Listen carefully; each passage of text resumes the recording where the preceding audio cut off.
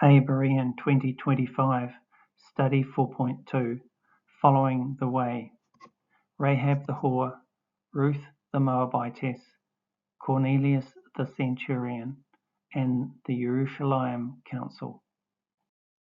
Shalom, this is the second in a series of studies on the subject of following the way. 1. The paradigm of divine volition. No one is able to come to me unless the Father who sent me draws him, and I shall raise him up in the last day. For centuries, the Christian Church has debated a basic doctrinal division between Calvinism and Arminianism. As Dr. Chuck Missler states, both views are correct in some of what they assert. Both are wrong in what they deny. The paradigm of divine volition. According to Dr. Chuck Missler, a more scripturally correct worldview is the paradigm of divine volition. Imagine a street parade where you and I are at street level and our Creator sits in a helicopter hovering above the street parade. We watch the various performers go by. First we see the marching girls, then the brass band, and then the circus clowns, etc. At street level, we can only see the performers directly in front of us at a given time. Our Creator sitting in the helicopter above the street parade can see the entire parade. At any given point in time, he sees the first performers, the last performers, and all the performers in between simultaneously. Our Creator has given each of us the free will to choose to perform however we like, but he is outside of time and space.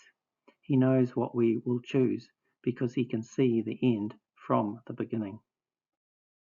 There are certain things our Creator cannot do.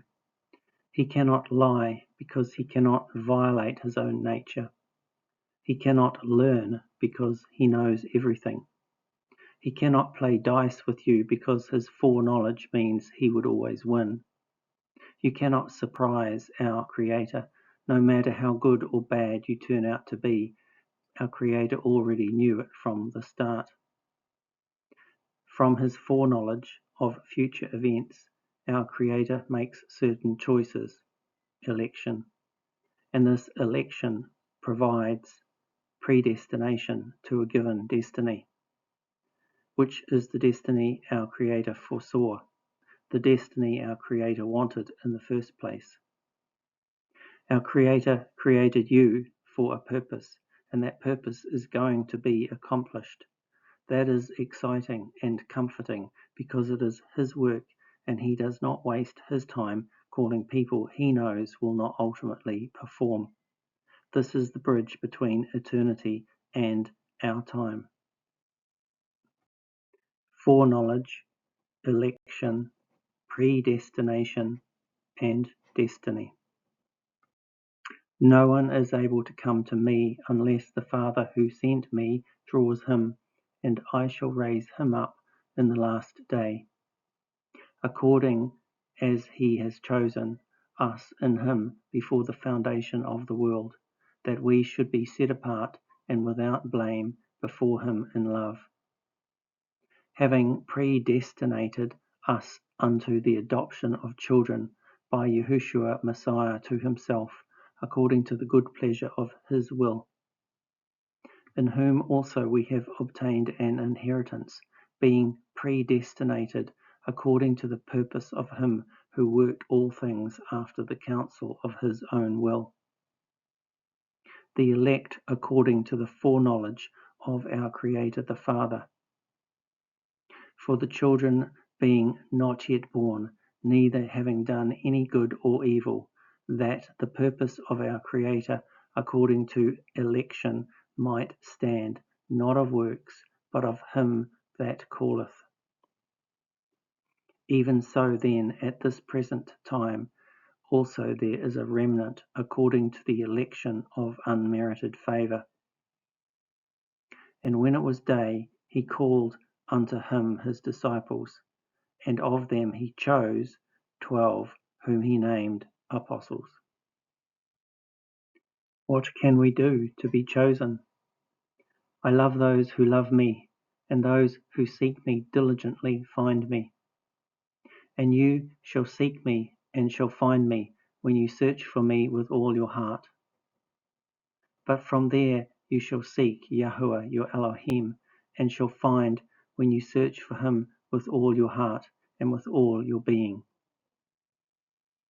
As the children's riddle goes, where does the gorilla sleep in the forest? Anywhere he wants to. Our Creator spoke the universe into existence. He is all-powerful and all-knowing. Who are we to question his decisions? If you are reading this, just be grateful he is calling you. 2. Immigration status in ancient Yisra'ěl. These terms are used within Scripture to describe a person's immigration status. Note the distinction between those who may eat the Passover and those who may not eat the Passover. Most English Bible translations are inconsistent with their translation of these terms, and hence they muddy these terms, making theological conclusions impossible. In this study, we are interested in sojourners and native-born Yehudim. 3. Sojourners. In the Tanakh, Gentiles could choose to sojourn with Yisrael and become as if they were native-born Yehudi, and receive an inheritance of the land. The most obvious examples are the harlot Rahab, who hid the spies in Jericho, and Ruth, the wife of Boaz. Both Rahab and Ruth are Gentile women who became Yehudi by choosing to sojourn with Yisrael. Salvation is from the Yehudi, Yehudim, but Gentiles have always been able to become Yehudi by choosing to sojourn with Yisrael and follow the Torah of the sojourner. One Torah for both the native-born Yehudi and for the Gentile who chooses to sojourn with them.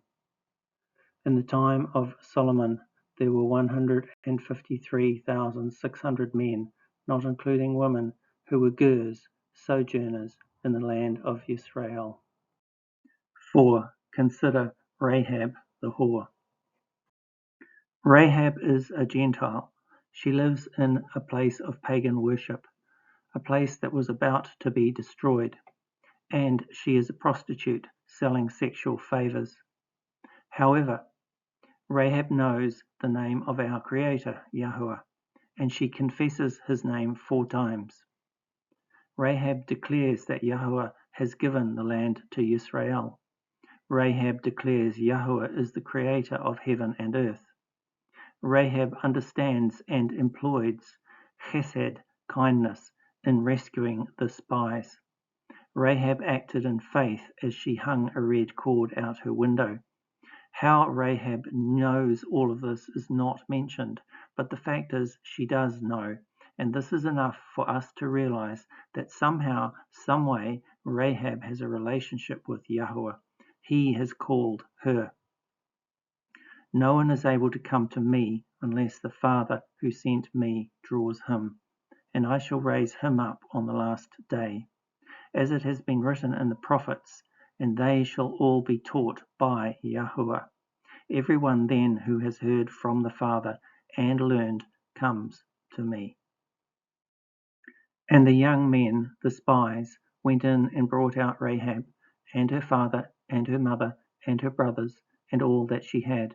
So they brought out all her relatives, and set them outside the camp of Yisrael. Here the Hebrew word kutsa is translated in English as outside. That is what you do with Gentiles. You rescue them, but you keep them away, outside the camp.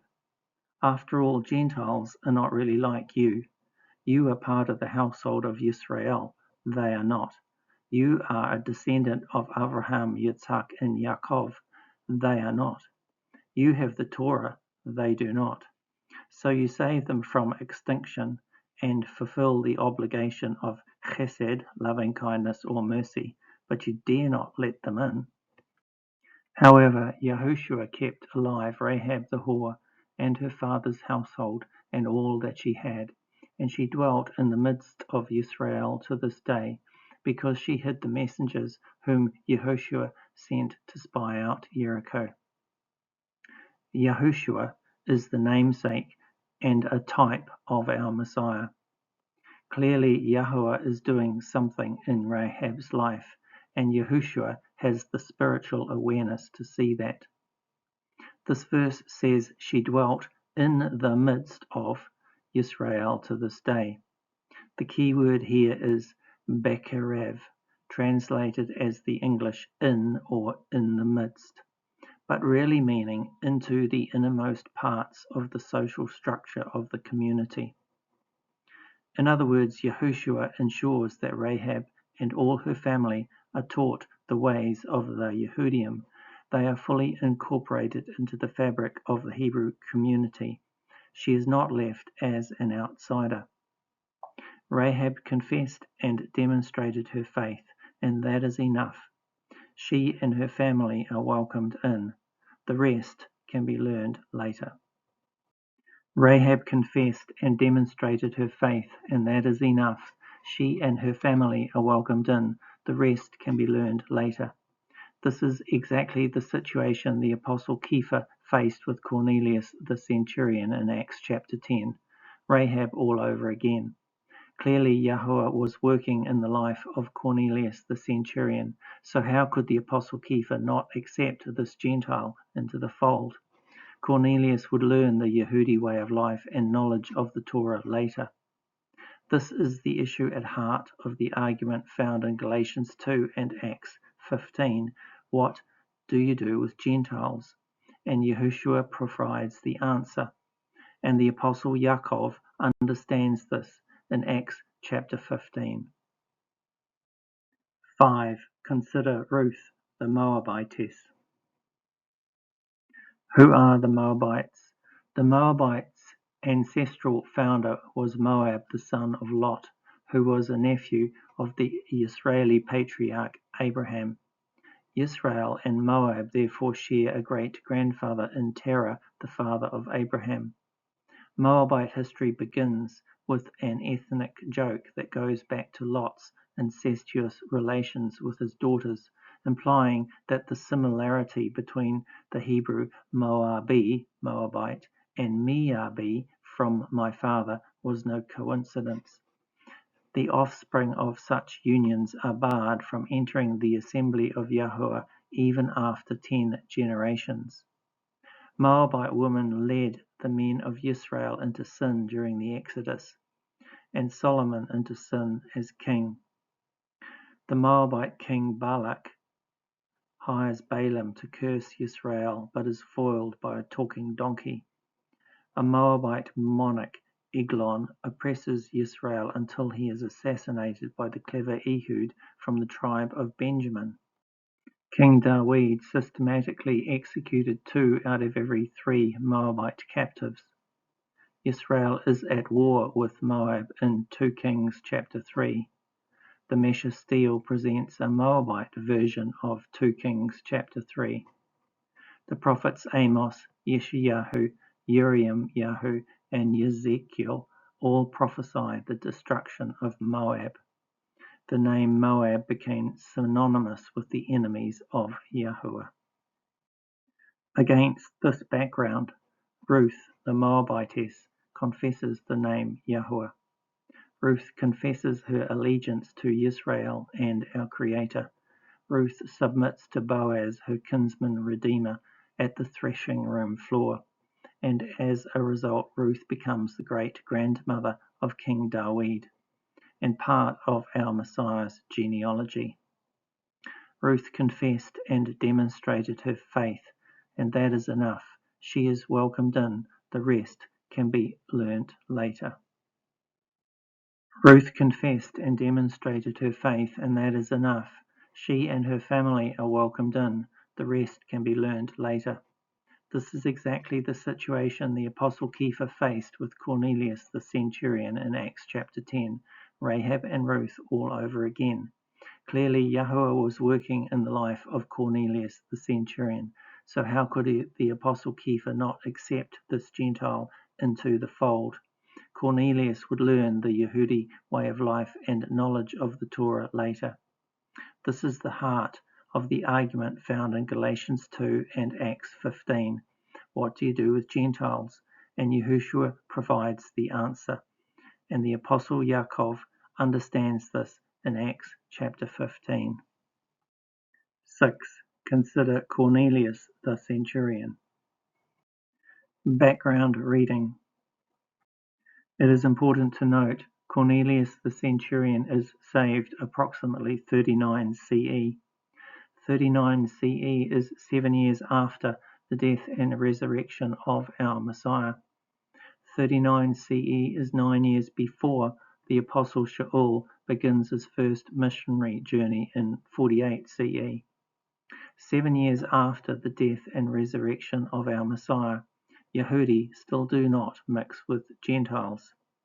None of the apostles had preached to any Gentiles. No Gentiles have been saved by faith in our Messiah.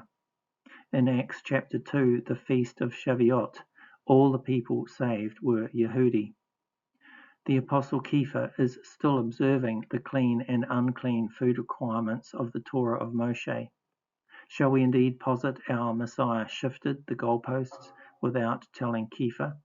There is no evidence in the text to suggest Kepha then rocked on down to the local deli and ordered a pork chop. Then Cornelius the Centurion is saved in Acts chapter 10. Cornelius is the first Gentile after the death and resurrection of our Messiah to be saved by faith. Cornelius is saved not through proactive Yehudi evangelism, but through divine intervention. This is clear when Cornelius received the Ruach HaKodesh. Rahab the whore was called, declared right, and set apart by faith alone before the Hebrew spies showed up. Ruth the Moabitess was called, declared right, and set apart by faith alone before she met Boaz. Cornelius the Centurion was called, declared right, and set apart by faith alone before the Apostle Kepha showed up. And in each case, our Creator sent the Gentile to the Yehudi because the Gentile needed to become a sojourner. The Gentile needed to be instructed in the Torah and grafted into the believing remnant of Yisra'ěl. 7. The salvation pattern. There is a common process running through the salvation accounts of the Gentiles Rahab, Ruth, and Cornelius. Likewise, in the 21st century, our salvation involves 1. We are called by our Father in heaven. Scripture does not tell us how Rahab, Ruth, and Cornelius came to know our Creator, but they do know Him. He has called them, and they know His name. 2. We are declared right, also known as justified, and set apart, also known as sanctified, through faith alone in our Creator the Father. We are not declared right or set apart by works of the Torah. 3. We confessed His name, Yahuwah, and His Son's name, Yahushua, and our faith in Him. 4. We demonstrate our faith in practice by departing from the wickedness of this world. 5. We are instructed by Hebrews in the ways of the Torah of Moses and grafted into the believing remnant of Yisra'ěl. And our faith is evidenced by our keeping the Torah. We and our families are saved. 8. 51 CE, the Jerusalem Council, the solution to the Gentile problem. The central question of the apostolic letters is the question of Rahab and Ruth. What to do with Gentiles? The question is the focus of Galatians chapter 2 and Acts chapter 15. Gentiles are not really like you. You are part of the household of Yisra'ěl. They are not.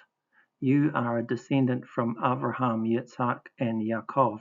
They are not. You have the Torah, they do not. But Ruth and Rahab stand in the background. The Torah of Moshe made specific regulations regarding the admission into Yisrael's community of those who were not native-born: Sabbath observance, Passover observance, unleavened bread, Passover observance, males circumcised, observe the feast of Shavuot and the feast of Sukkot before you welcome them into full fellowship.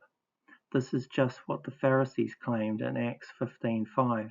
Yes, let them in, but only after they have converted, meaning to become circumcised. The Apostle Shaul says, no, our Creator is calling them. Who are we to require more than that? Ruth and Rahab stand in the background. Our Creator is doing something with Gentiles. The Apostle Kepha was forced to acknowledge this at the house of Cornelius. Why did Kepha try to vindicate baptizing Cornelius as if this was a daring step? Why did they blame Kepha for doing so? This caused a problem for the apostles. They had not been ordered to approach the Gentiles or to baptize Gentiles. But what do you do with Gentiles? If our Creator is bringing them in, we must open the doors and offer full fellowship. Yes, they can learn our way of life after that, but we cannot put requirements on them that our Creator does not. Ruth and Rahab are watching. The Apostle Shaul's argument is Yahushua's action, barakev, meaning into the innermost parts of the social structure of the community. It does not matter if the person does not fit my expectations. It only matters that our Creator has issued an invitation. They are called by Him. Ruth and Rahab are the answer to the Gentile question. And, by the way, now it is even more significant that the verb barakev is an imperfect verb, a continuing action.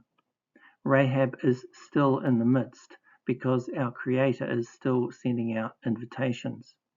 You and I are Rahab's children. The job of every community of the way is to develop the awareness of recognizing when our Creator is working in a life of someone outside and bring them in. This problem is resolved at the Jerusalem Council in 51 CE by the Apostle Yaakov, who determines Gentile believers must 1. Abstain from the defilement of idols, 2. And from whoring, 3. And from what is strangled, 4. And from blood, and 5. Learn from the Torah of Moshe being read in the congregations every Shabbat. Note there are 5 requirements here, not 4. Furthermore, the Torah of Moshe read in the synagogue was read in the Hebrew language, with the assistance of the Targums, the Aramaic paraphrases or interpretations of the Tanakh. This author does not accept the Christian church lie the first century believers read and quoted from the Septuagint. On the contrary, the Greek Septuagint was at the center of a fierce debate over the Hellenization of the Hebrew scriptures. Therefore, there is an implicit 6th requirement here. 6, to learn the Hebrew language and culture in order to be able to read the Torah in its original language. Summary: Gentile believers who are being grafted into the believing remnant of Yisra'ěl must 1. Abstain from the defilement of idols, 2. And from whoring, 3. And from what is strangled, 4. From blood, 5. Learn the Torah of Moshe being read in the congregations every Shabbat, 6. Learn the Hebrew language and culture. In other words, the Apostle Yaakov has determined the Gentiles need to become sojourners.